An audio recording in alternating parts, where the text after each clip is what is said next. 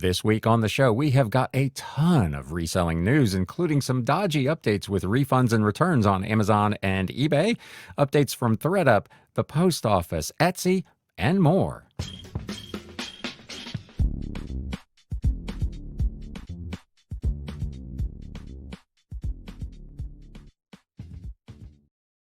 What is up, Galaxians? Welcome to episode number 261 of the Galaxy CD's Rocks and Flips Reseller Talk podcast. My name is Ryan, and I'm going to be your host as we wade through a huge news update this week. There is a ton going on. I will, of course, leave timestamps for the various news segments if you want to go to a particular company's news. But with all of that having been said, let's just get right into this reselling news. News updates.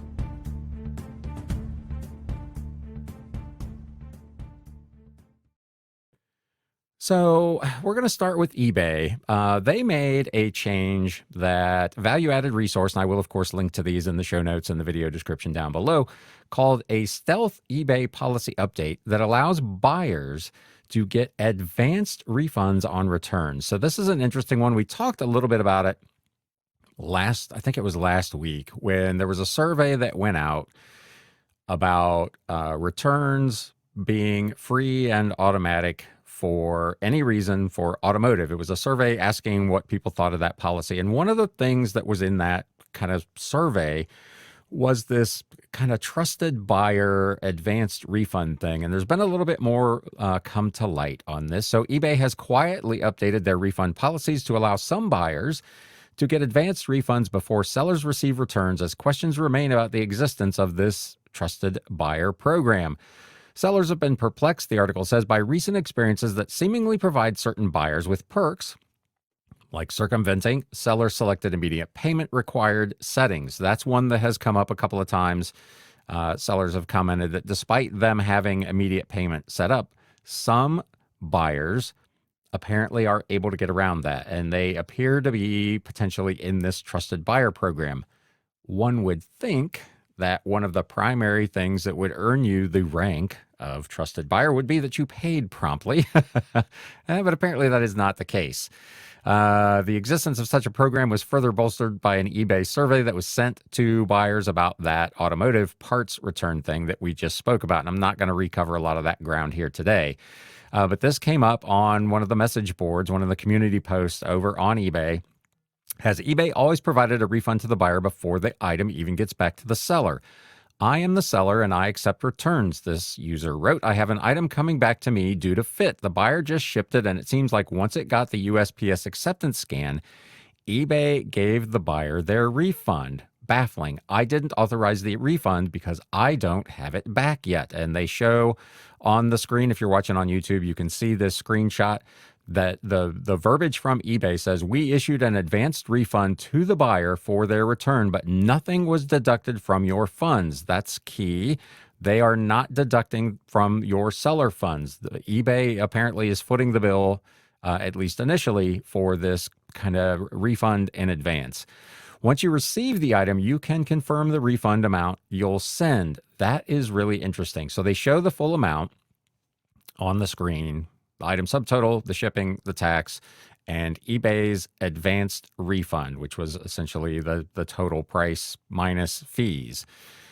The seller did not specify what the item was, but most of their items were in clothing and accessories, not in eBay's motors. So this is not in that category that survey even went out about. It's also important to note a return due to fit would be considered a buyer remorse return reason, and the seller properly accepted the return.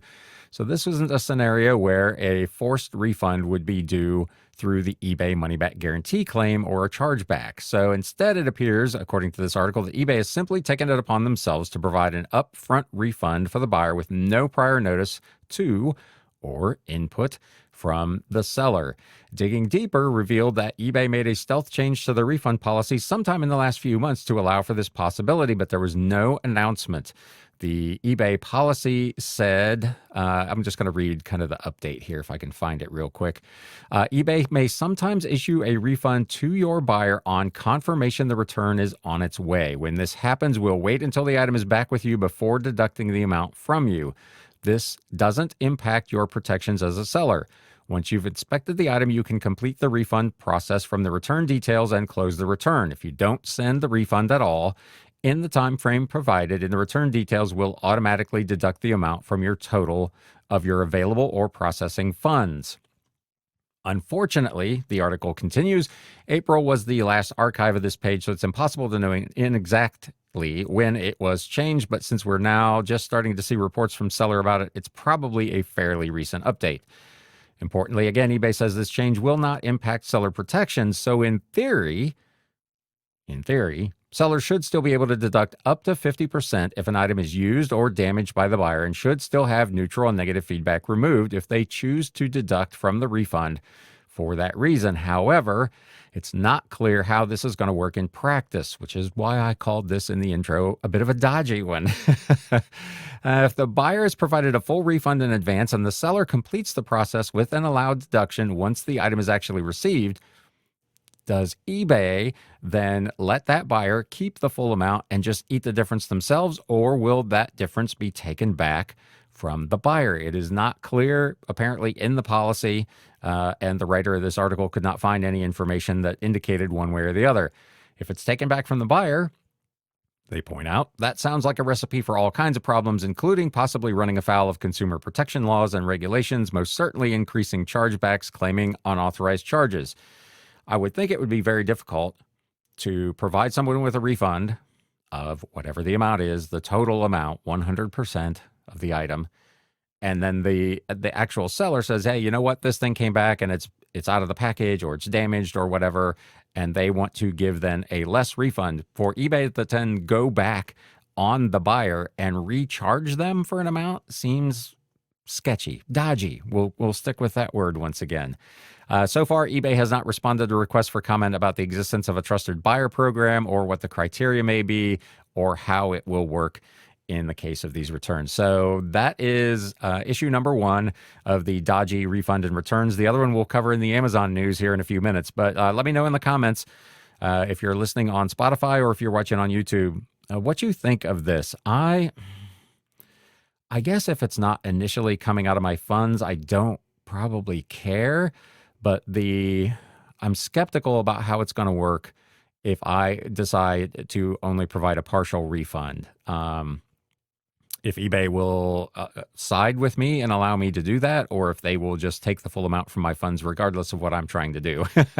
Time will tell. If you have had this happen to you, again, this appears to be a fairly recent thing. If you've had this happen to you as either a buyer or a seller, let us know in the comments what you think of it. There's also some ongoing kind of processing concerns over at eBay where video in listings, which is a fairly new thing, but there's delays raising questions about server processing and latency. So eBay is once again struggling with delays in processing videos in listings with dozens of reports posted in the eBay community. This was as of August 21st, so I'm recording this on the 25th. This may have been resolved by now. I don't post videos in any of my listings, so I did not come across this. But if you did, again, let us know down in the comments. A message was going out that said, videos under review. Hi, normally the videos I upload to my listings take about 5 minutes to become live. It's now been 24 hours, and all of my 70 scheduled listings are still showing as under review. Has anyone else been having issues this week with videos uploading? Another one said, I posted a video yesterday and today in 2 different auctions, and neither has become live yet. And like you, it used to be only 5 minutes or less for videos to become live when I posted them. Either there's a programming glitch or they're really looking at every video now before they go live. As I said, I don't do videos for my listings, so I don't know what that process normally looks like. I don't know if they're actually reviewed by a human or if it's an AI bot thing that is looking at these videos to make sure that they're appropriate, but apparently there is a big delay. Here's another one. Posted a video on my car sale listing. It's been over 4 days and it is still under review. So let me know if you've had problems with this. If you use video, let me know. I'm curious if you found, I know Etsy talks all the time about listings with accompanying videos sell at a much higher rate than ones without. I don't do it over there either. But let me know what you think. If you're using video, have you found it to be effective? and what your experience has been with this potential delay that's been going on. So, again, tech-led reimagination fail over at eBay, unfortunately. They did also announce, actually, The Athletic announced it, but eBay has inked a sports collectible content deal with the New York Times owned The Athletic, raising media ethics and integrity concerns. So, The Athletic is a big, big outfit that writes online under The Athletic. They have a podcast network where it's all sports oriented, and they have now inked this deal with eBay. Let me go down here because this was an update. Find where this actually gets started. Okay, eBay signs a multi-year deal with New York Times owned The Athletic to provide exclusive sports trading card and memorabilia content, prompting readers' skepticism and questions about journalistic integrity. This new vertical was launched last week on The Athletic as the publication's first editorial vertical focused on supporting purchasing decisions, which is an interesting thing for them to be getting into. The exclusive partnership will provide content and data-based insights with the aim to make relevant eBay collectibles and memorabilia discoverable through The Athletic content and various product platforms, allowing readers to search and purchase items from their favorite players, teams, leagues, and sports, powered by The Athletic and eBay. Readers were told to expect explainers on the most sought-after collectibles, baked. Maybe.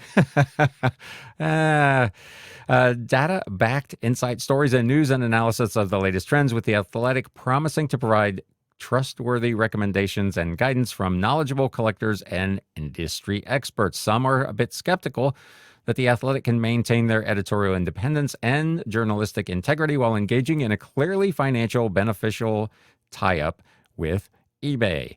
Artfully summed up in this comment posted by a reader, Andy R., on the announcement post. Happy for you as a writer, but pitching an eBay partnership as a sweet little perk for readers and not as an advertisement feels disingenuous at best, and like The Athletic thinks readers are stupid at worst. It certainly wouldn't be the first time eBay media partnerships prompted questions about the potential for blurring ethical and regulatory lines on paid promotions and advertising. Their partnerships with Vogue and others in the fashion space have also raised similar concerns over the last year, as required ad disclosures have at times been either completely missing or strayed into gray areas with questionable compliance. A couple of days after this article first appeared, she did go back and update it with some further information. It looks like, she says, The Athletic readers were right to be skeptical, as articles in this new memorabilia vertical are stuffed full of eBay affiliate links. While there is a general disclaimer at the bottom that The Athletic may earn commission from links in their articles, the initial press release makes it very clear this partnership with eBay includes much more than just affiliate commissions. A fact, they note, that is not disclosed anywhere directly on the article pages. Again, I'm going to link to this. There's all kinds of highlights here of examples of these affiliate links and articles with links to memorabilia on eBay. If you are a seller of sports memorabilia on eBay, this is potentially fantastic for you because it's going to expose those types of listings to a huge audience. But of course, there are ethical and journalistic concerns on both sides of the thing. So let me know again what you think of that. But on the surface, for eBay sellers, this should be a really good program. This is an interesting one. So eBay Open is coming up next month, and eBay has invited competitor Meta to eBay Open Seller Conference to pitch Instagram social sharing. I thought that was wild when it first popped up. eBay has made a quiet addition to the agenda for their annual eBay Open Seller Conference, inviting presenters from competitor Meta to pitch sellers on using Instagram to grow their business. The segment, titled "The Power of Instagram for Your Small Business," promises to help eBay sellers create engaging content and build their brands on Instagram. I don't actually use Instagram to promote my eBay store. I use it to promote this podcast and this YouTube channel, but I don't do it in any way to promote my eBay shop. I don't have a separate Instagram or TikTok or any of that for that purpose. So I'm one of those people that they're trying to entice to use this kind of thing. Industry manager Aiden Roberts and client partner Lillian Rice from Meta will be on hand to lead the session. There's brief bios in this article about both of those folks. eBay, this article points out, has struggled to gain widespread seller adoption of their social sharing tool that connects Facebook, Instagram, Pinterest, and YouTube, as technical issues and posting delays, we're sensing a trend here perhaps, often make the feature difficult to use. Again, I've not used it directly. Now, I do occasionally share through the eBay Partner Program links to my Facebook page if I have a particular book that I think would be interesting to people that follow me on Facebook personally. So things, local history books or things like that. I will use that, and the social sharing from that side actually works pretty well. This is something totally different that apparently, again, you can let me know in the comments if you've tried it, what your experience is.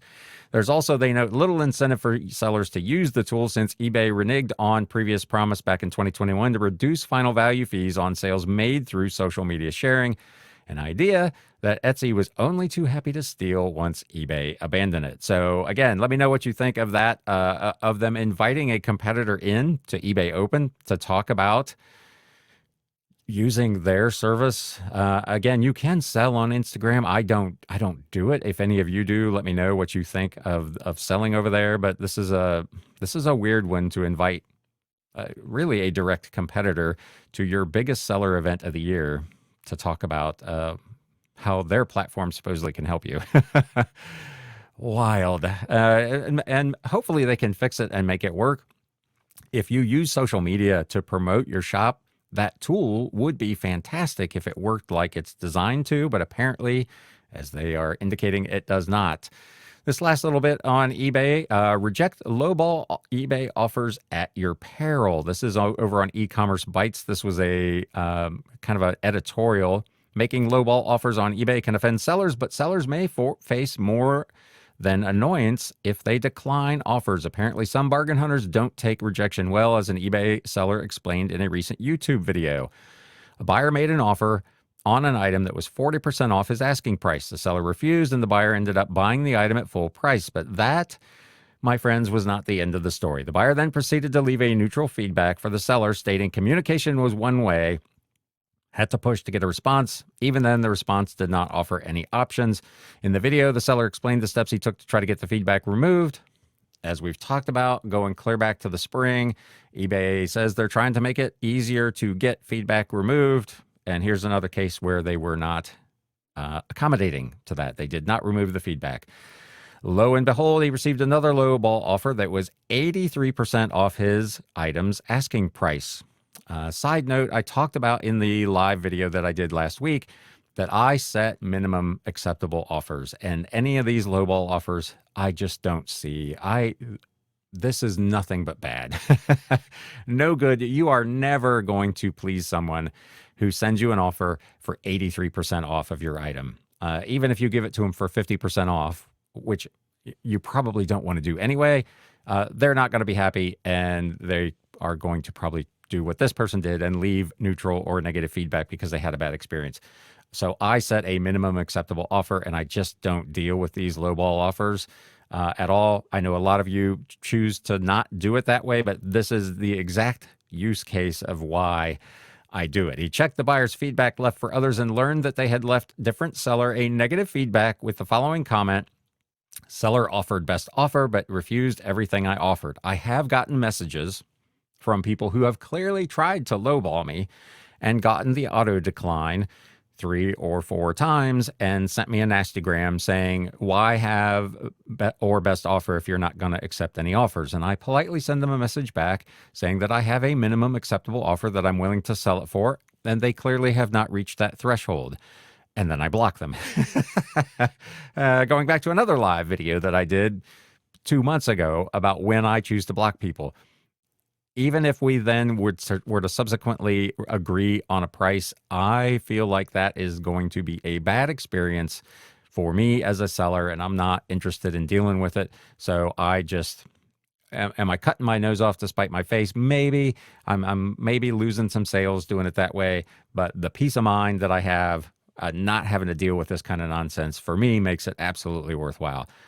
Like I talk about seemingly every episode. Everybody gets to run their business the way they see fit. This is just, there are bad customers, and there are enough good customers out there that I can sell my stuff to, that I just don't want to take the time to deal with this kind of nonsense. So that's you can let me know again in the comments what you think of that, but that is crazy. The seller said he felt he had no choice but to reject the offer and block the person from buying from him. What else are you supposed to do as a seller when eBay does not protect you? The video garnered nearly 100 comments, mostly from others sympathetic to the seller, but one commenter blamed the seller for not initially responding to the buyer when they made the offer. Quote, eBay is pretty adamant about communication between buyers and sellers and ignoring messages. I'm afraid you only have yourself to blame. I didn't watch the video they're referencing here, so I don't know what the details were. I always respond to messages. So yes, you're getting auto declined on lowball offers, but if you do take the time to send me a message before I block you, I will send you a message acknowledging why my business is set up that way and that they just have not reached that threshold. I will communicate. I respond to every single message that I get, unless it's at the end of an extensive thread where the person has just said, thank you, I'm doing this or that or the other. I always respond generally within a few hours, unless I'm really tied up with something, to every message I get on every platform. So, and that's just good business practice. If it's something that you're not doing, again, I would recommend from a customer service standpoint that you do that, but to each their own. Everyone deserves. The article continues to be respected. A simple thank you for your interest in whatever the item was, but at this time, I'm not entertaining offers, would have been sufficient. And again, I agree, and that's kind of my approach on it. That's what I do. Is there an increase in buyers retaliating against sellers who don't accept lowball offers? And when such cases occur, should eBay back the seller and remove that retaliatory feedback? There is a link to this YouTube video in this article. Of course, again, I will link to this down below if you want to go watch it. Like I said, I have not. I personally believe that that should be feedback that can be removed. If I've negotiated in good faith, it's my item. I can set the price wherever I want. If I don't want to sell it for some ridiculously low offer, I shouldn't be subject to negative or neutral feedback for having stuck to my guns on my pricing. So again, let me know what you think in the comments down below. Moving on to Amazon and the other dodgy return and refund policy that we talked about. This one's kind of interesting. Amazon is now allowing sellers to ditch physical returns. Now, Amazon themselves have done this for quite some time, where there's an item that it just isn't economically feasible to accept a return on. They'll just go ahead and refund it and allow you to keep the item. I'm not a big fan of that as a seller. I probably would not do it. I have given partial adjustments for items that have arrived damaged or whatnot. But it's a very, very rare occasion that I would allow someone to keep something and then give them a full refund. Amazon is now trying to get third-party sellers to do that. The offering is for fulfillment by Amazon FBA users and helps them avoid fees by simply having customers keep items, the company said. So you're you're stuck, right? You're either going to take the thing back and suffer whatever decrease in value if it was a new item that's no longer new or whatever the case is. So you're gonna suffer some financial loss by taking the item back and giving a refund. And on top of it, you're going to pay fees. Or on the flip side, you can just refund the money and not get the thing back at all and avoid the fees. Seems like a lose-lose proposition to me, but you can let me know what you think. Amazon has launched a program allowing sellers using its fulfillment services to issue product refunds without customers returning the item, according to an August 13th announcement. FBA returnless resolutions will help sellers avoid returns-related fees by cutting out the physical reverse logistics process and letting customers keep the item instead. The company said some products are ineligible for the program, including dangerous goods, heavy and bulky items, and those with an average sales price above $75. So again, this is for fairly inexpensive items. So I guess you got that going for you. If it's a $6 cable, maybe it's not worth your time and trouble either. And that's what they're trying to set up. Sellers and customers tapping into returnless resolutions have to be in good standing with Amazon as defined by the company. Only customers without a history of abuse can be offered a returnless resolution, the company said. If the shopper making a return is deemed ineligible, the item may still be sent to an Amazon fulfillment center as normal. Amazon aims for returnless resolutions to increase customer convenience while providing sellers with a more cost-efficient way of dealing with returns. Let me know what you think. I don't sell on Amazon, so this isn't really going to affect me. This is dodgy. We'll go back. We'll use that word again. Dodgy. I don't like this very much, to be fair. The program could be particularly convenient for international sellers and businesses with low-cost items. Gopal Pillai, Amazon Vice President of Worldwide Returns and Recommerce, said in a separate post about it. There are no program fees associated with returnless resolutions, and tapping into the program allows businesses to avoid returns-related charges levied by Amazon.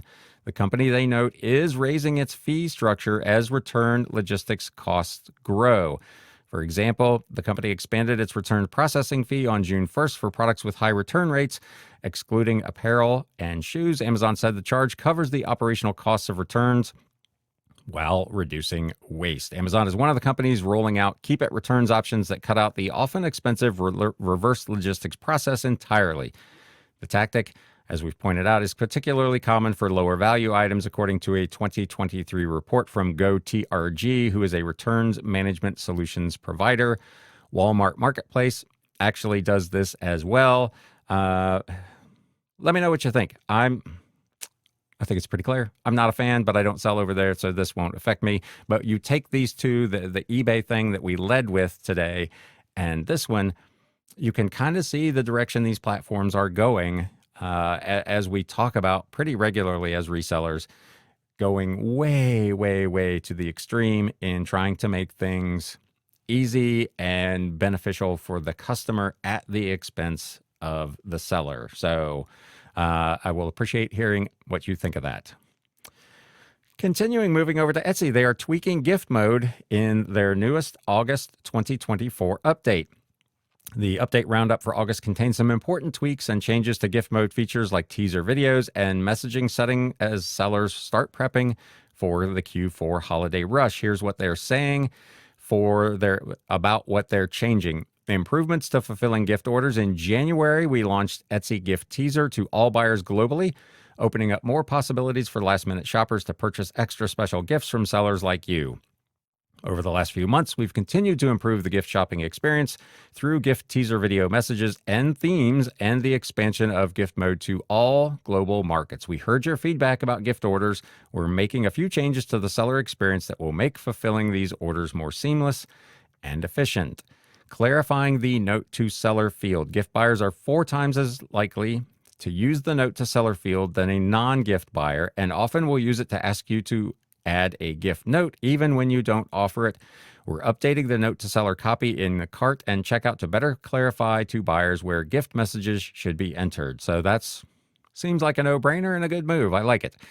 Adding a new gift teaser badge to orders. We know it can be confusing to see a gift note attached to an order when your messages are disabled. We're adding a new badge to orders in Shop Manager to show when a gift teaser is included on an order.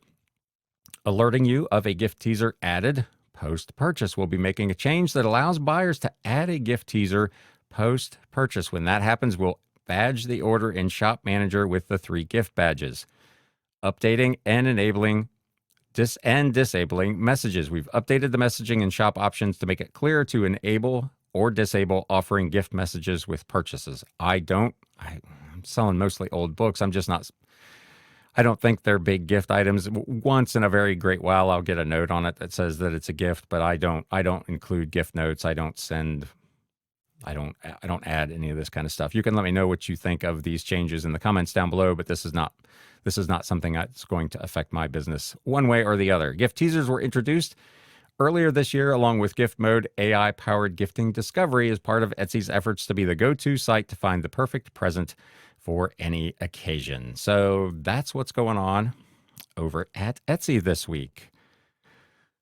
This is a really interesting one. And again, it's a category that I don't sell in and is a platform I have not used, but this is going to add one more option potentially for clothing sellers.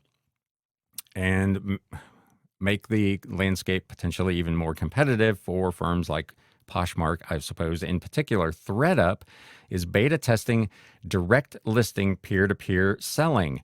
Pre-loved fashion site ThredUp is testing a new direct listing option that will allow sellers to sell directly to other users in peer-to-peer business model shakeup. Traditionally, ThredUp has set itself apart from sites like Poshmark and eBay with its done-for-you managed resale model. So essentially, you send the stuff to them and then they take care of selling it.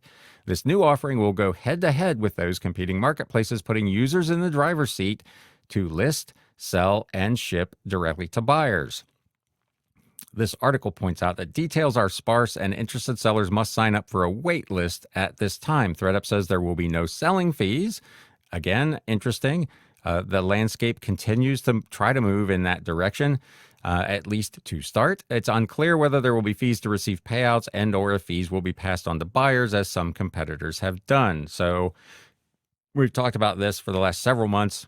The mercari, mercari was kind of the first one to do it, to remove fees from sellers, but move them to buyers. Now you've seen Depop get rid of selling fees.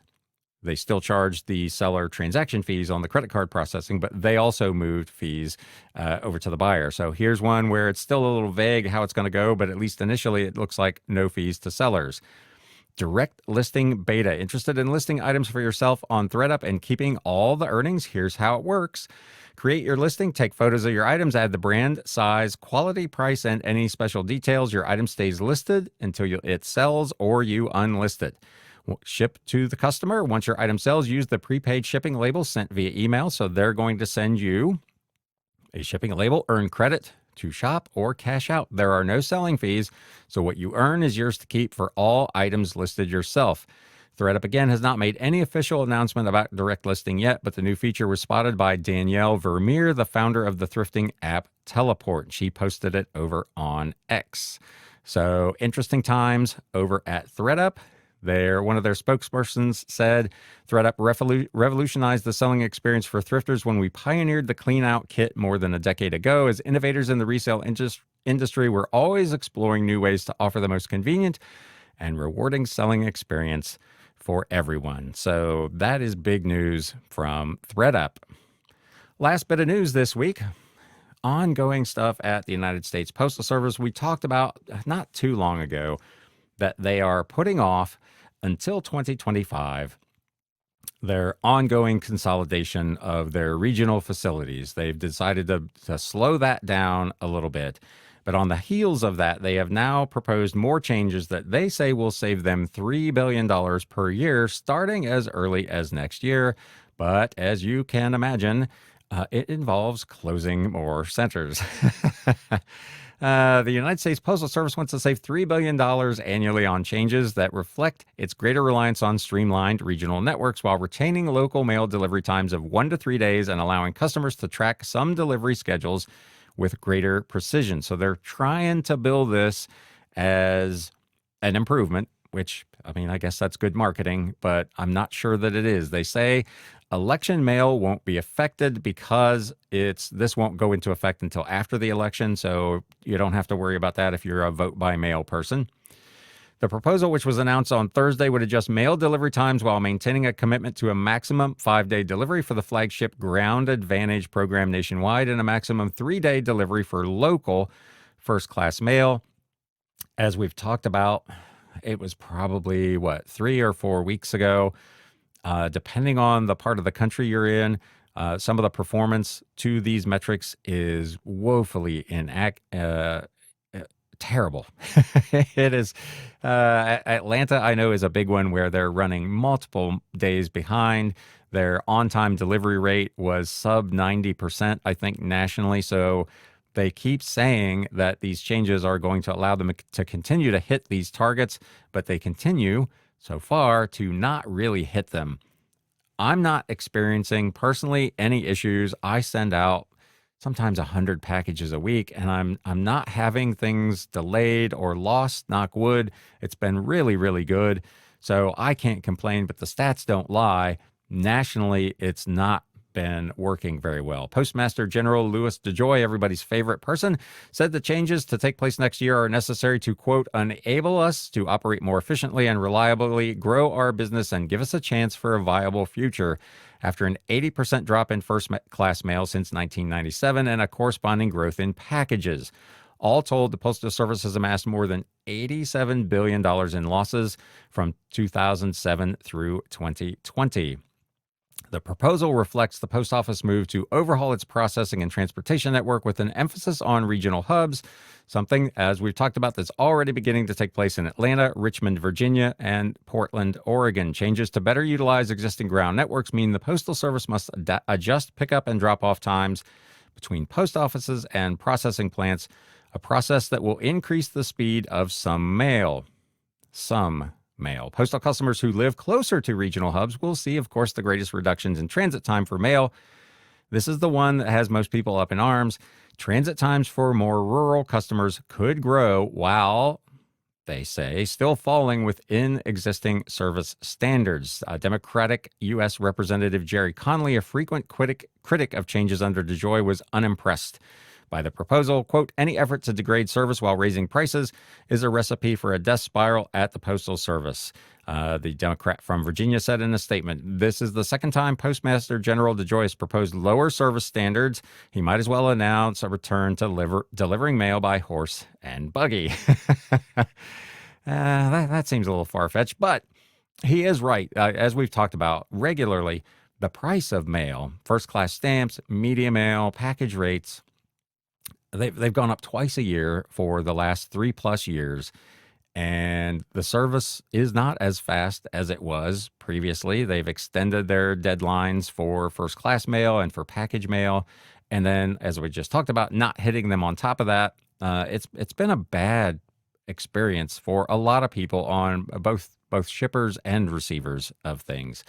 If adopted, 75% of first-class mail will see no change from the current service standards, and around 2/3 of mail will be delivered in 3 or fewer days, the Postal Service said. So there you go. That's what the Post Office is trying to do. I'm not sure that they can make those targets work. They're struggling. They're struggling with everything they try to do. I just don't know that they're going to make it. So let me know what you think of any of that. I'm trying to get into the right mode here. Man, struggling with the technology. I do not have a What Sold segment for us this week. There was so much news that I wanted to get to that I did not prepare one. What I'm going to do, I think, is this week for the live, I'm going to catch up on like 10 days worth of What Sold. So the live show on Wednesday will probably be just a recap of things that I've sold in the last week or 10 days leading into that. So that's what we'll cover on Wednesday's live. If you've got something out of today's show, please do me a favor if you're watching on YouTube and hit that thumbs up button. If you are listening to the podcast, you can leave us a review, hit those stars, leave us a 5-star review over on Apple Podcasts or on Spotify. I would very much appreciate it. Obviously, feel free to share this with any of your like-minded reselling friends who might get some value out of it.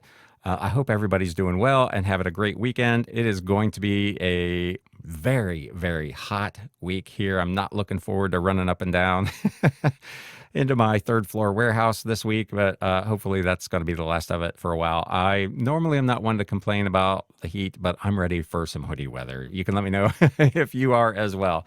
I hope everybody's doing well. Thank you so much for spending a little bit of time. And now it's time to sell. Thanks, guys. You have been listening to the Galaxy CDs Rocks and Flips Reseller Talk podcast. Thank you so much for tuning in, and we will catch you again next time.